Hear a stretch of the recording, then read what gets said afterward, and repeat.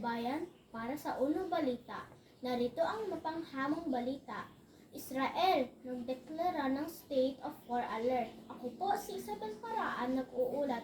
Patuloy ang labanang militar sa pagitan ng Israel at mga militanteng Palestinong pagpangkat na pinamumunuan ng Hamas.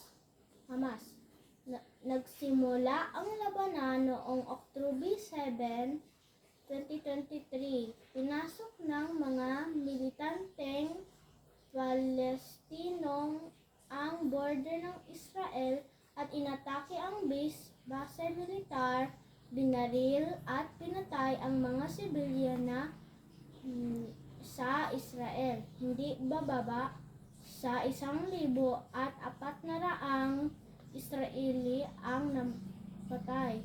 Dinala nila ang mga binihag na sibilyan at sundalo sa Gaza, kabilang ang mga babae at bata.